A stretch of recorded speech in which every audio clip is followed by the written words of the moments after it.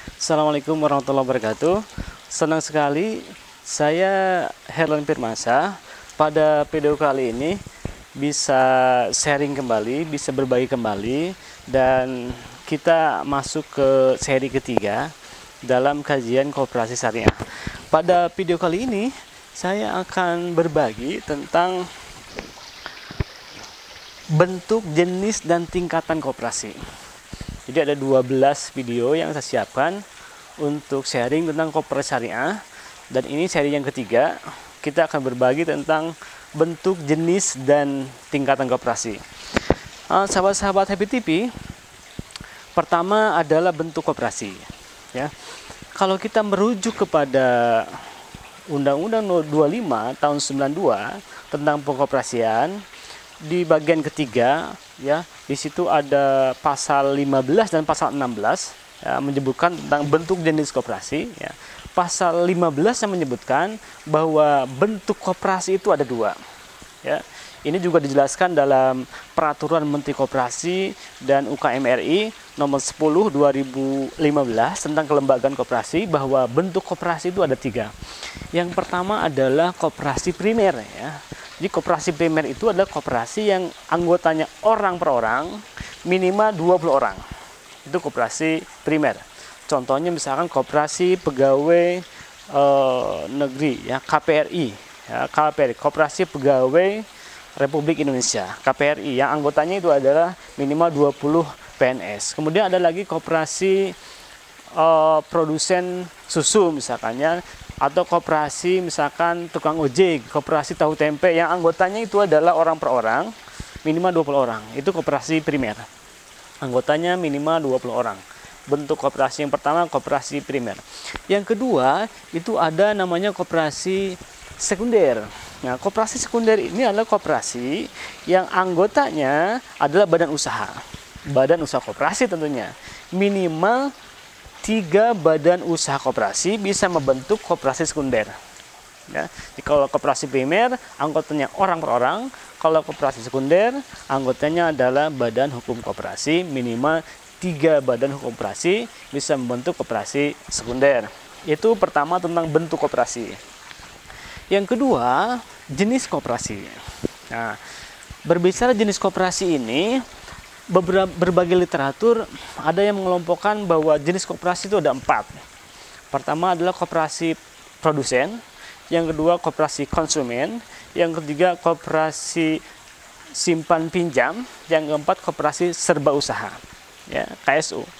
Ada juga yang mengelompokkan jenis koperasi ada 5. Pertama adalah koperasi konsumen, yang kedua adalah koperasi produsen, yang ketiga adalah koperasi simpan pinjam, yang keempat koperasi jasa, dan yang kelima koperasi pemasaran. Dari 2 pengelompokan ini, dari 2 literatur ini, saya pada posisi yang kedua tadi itu, bahwa pada video kali ini saya akan menjelaskan 5 jenis koperasi. Ya, kenapa saya cenderung kepada yang 5? Karena berdasarkan Undang-Undang Nomor 25 Tahun 92, ya, pasal 16 di situ jelaskan bahwa jenis koperasi itu didasarkan kepada kesamaan kegiatan anggotanya.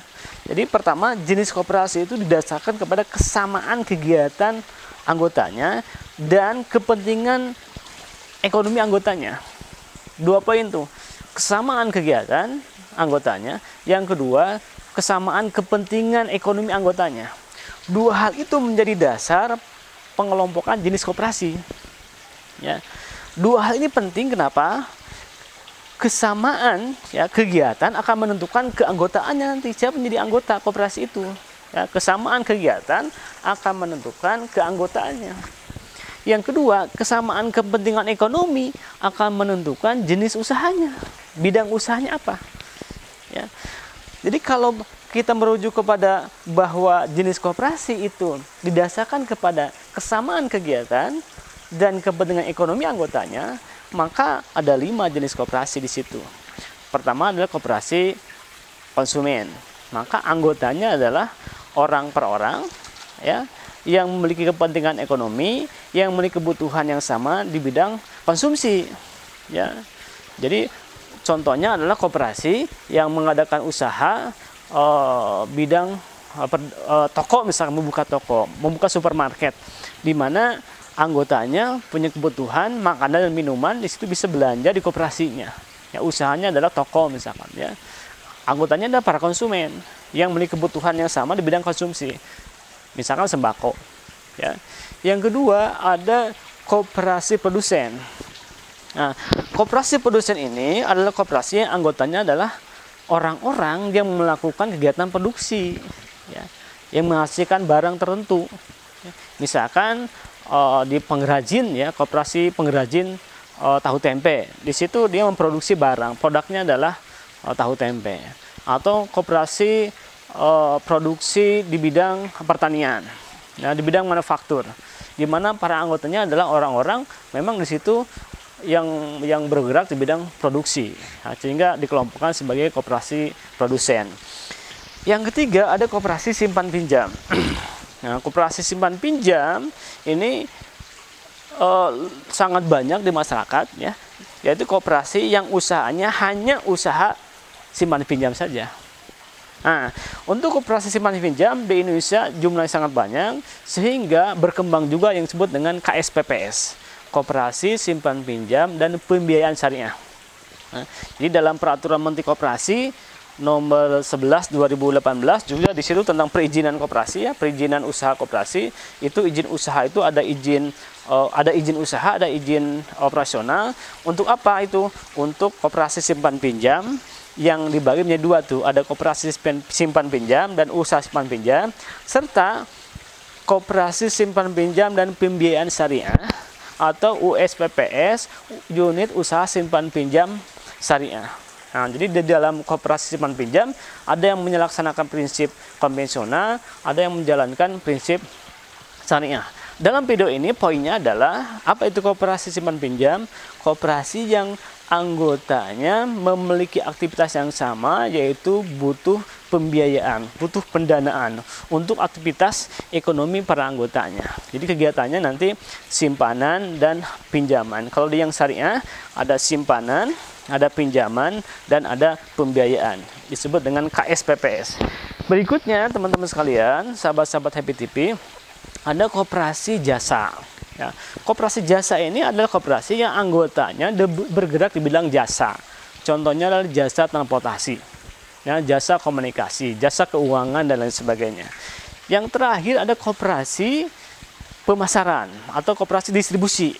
Ya, di mana aktivitas ekonominya adalah mereka anggota-anggota yang bergerak di dalam bidang distribusi.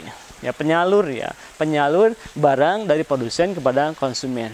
Nah, distribusi. Itu 5 jenis koperasi. Saya ulangi, pertama adalah koperasi produsen, yang kedua koperasi konsumen, yang ketiga koperasi simpan pinjam, yang keempat koperasi jasa, dan yang kelima adalah koperasi pemasaran. Nah, terkait dengan koperasi serba usaha KSU, saya melihat ini memang banyak berkembang, ya, di Indonesia KSU ini, tapi dalam konteks tadi bahwa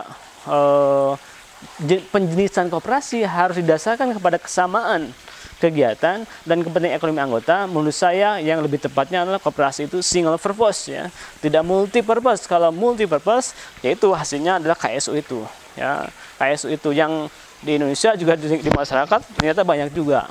Itu koperasi serba usaha itu. Hanya anggotanya akan sangat beragam nantinya. Kepentingan ekonominya akan banyak kalau di KSU, sehingga penjenisan usaha juga sama akan banyak. Nah, terakhir dalam video kali ini saya berbagi tentang tingkatan koperasi.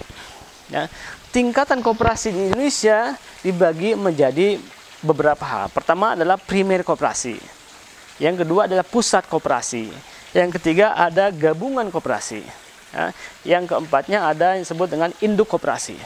Jadi bagi menjadi 4 tingkatan koperasi itu. Pertama adalah primer koperasi, yaitu koperasi yang anggotanya minimal 20 orang yang memiliki kesamaan aktivitas ekonomi dan kepentingan ekonomi. Yang kedua ada pusat koperasi. Pusat koperasi itu minimal memiliki anggota 5, ya, 5 koperasi primer di tingkat kabupaten. Jika ada 5 koperasi primer bisa membentuk pusat koperasi. Misalkan KPRI, Koperasi Pegawai Republik Indonesia, bisa membentuk PKPRI, Pusat Koperasi Pegawai Republik Indonesia. Minimal ada 5 KPRI bisa membentuk PKPRI. Yang ketiga ada yang disebut dengan gabungan koperasi. Gabungan koperasi itu adalah koperasi yang minimal memiliki 3 PK pusat, ya, memiliki 3 pusat koperasi. Jadi untuk terbentuknya gabungan koperasi harus terdiri dari minimal 3 pusat koperasi yang wilayah kerjanya tingkat provinsi. Kalau gabungan, kalau tadi pusat koperasi, wilayah kerjanya adalah kabupaten. Kalau gabungan koperasi minimal beranggotakan 3 pusat koperasi dan wilayah kerjanya adalah provinsi. Terakhir ada induk koperasi. Induk koperasi itu adalah koperasi gabungan, ya, gabungan dari beberapa gabungan koperasi. Jadi kalau tadi gabungan koperasi itu anggotanya minimal 3 pusat koperasi, maka induk koperasi ini minimal anggotanya adalah 3 gabungan koperasi dan wilayah kerjanya adalah nasional. Wilayah kerjanya nasional.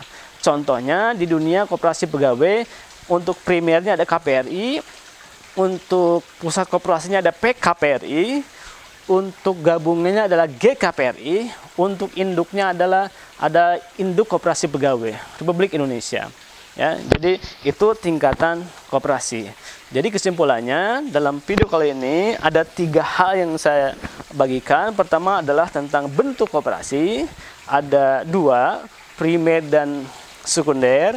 Yang ketiga ada jenis koperasi, yang kedua ada jenis koperasi. Jenis koperasi itu ada 5.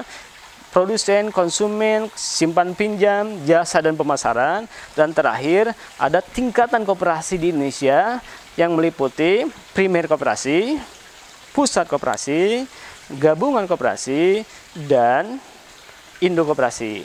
Demikian yang bisa saya bagikan, yang bisa saya sharing pagi ini. Mudah-mudahan kita semua bisa dalam keadaan sehat terus, semangat terus.